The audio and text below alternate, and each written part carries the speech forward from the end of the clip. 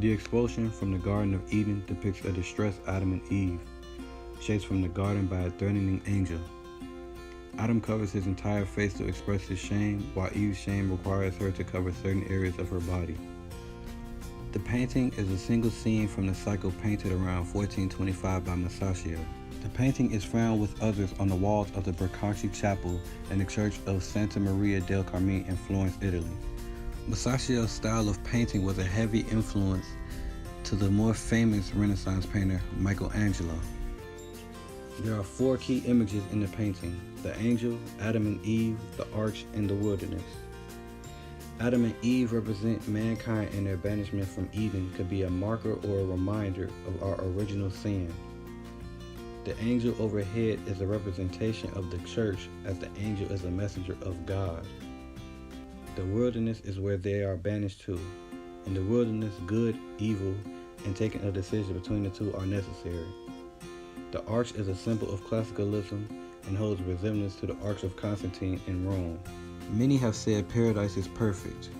It has been argued that the arch symbolizes the perfect world, and Adam and Eve leaving paradise through the arch is applicable. The use of light might be thought to have been better employed to come from the Garden of Eden, as they are leaving glory behind them.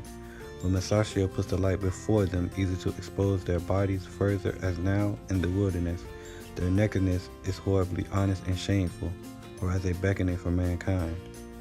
The black lines coming out of Eden and almost striking Adam on the back are thought to be God's words, his condemnation of Adam and Eve. And these are some of Masaccio's other works located in the Brancacci Chapel.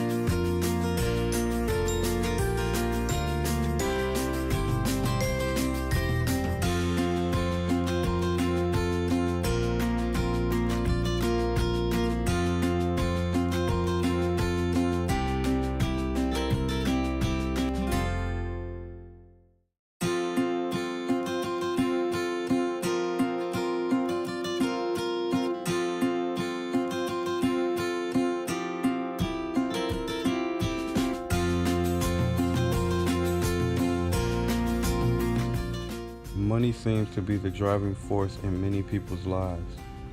However, I do not agree that money is the root of all evil. Money in itself is harmless. It becomes a person's master if that person values material possessions above anything else.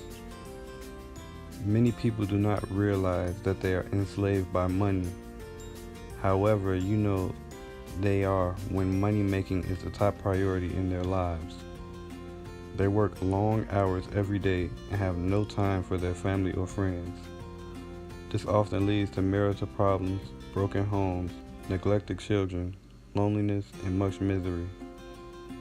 There are people who love money more than they value their life. whether it is another's or their own. Such people are ruthless, reckless, and dangerous. As long as they can have monetary gain, they will not hesitate to rob, destroy, and to kill. These people are capable of all kinds of evil. Money to me is very important.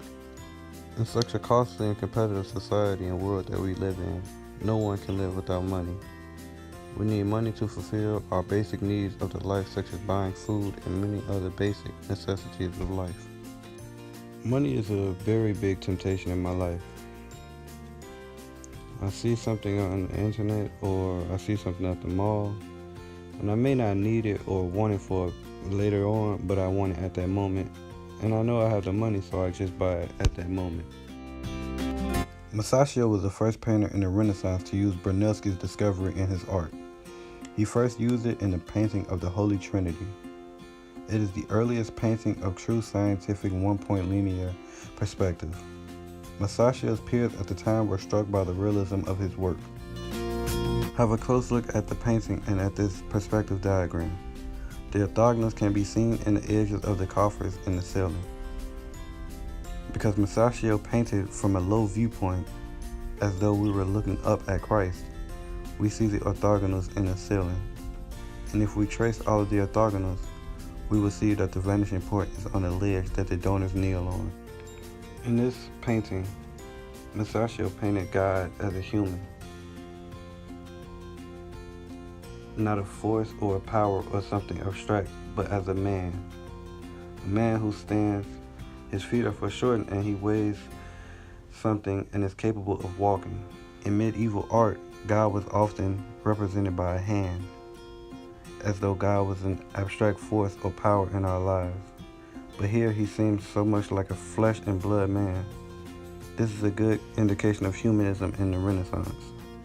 In Masaccio's works, it is shown how he is separated from his time. In the Brancacci Chapel, an artist by the name of Masolino painted the temptation of Adam and Eve. The figures are emotionless and suspended in mid-air against a dark colored background. In Masaccio's painting Expulsion of Adam and Eve, he gives Adam and Eve a tremendous amount of expression. They are also shown to be firmly planted on the ground and placed against a simple landscape painting. Masaccio influenced the art of painting in the Renaissance. He transformed the direction of Italian painting, moving away from the elaborate ornamentations of Gothic, still present in his earliest known work. The remarkably individual nature of Masaccio's style owed little to other painters, except possibly the great 14th century master Giotto. He was strongly influenced by his Florentine contemporaries, the architect Brunelleschi and the sculptor Donatello. His knowledge of classical art derived from Donatello, while from Brunelleschi, he acquired a knowledge of mathematical proportion that was crucial to his revival scientific perspective. Together with Brunelleschi and Donatello, he was the founder of the Renaissance. Michelangelo was heavily influenced by Masaccio. He was a sculptor, so even in his paintings he emphasized his musculature of his figures. In the painting, the figures are young and strong. Eve reached out towards Satan's outstretched arm and grasped at the fruit. The tree of knowledge separates the panels into two parts. Adam and Eve are being shown expelled from the garden on the next panel.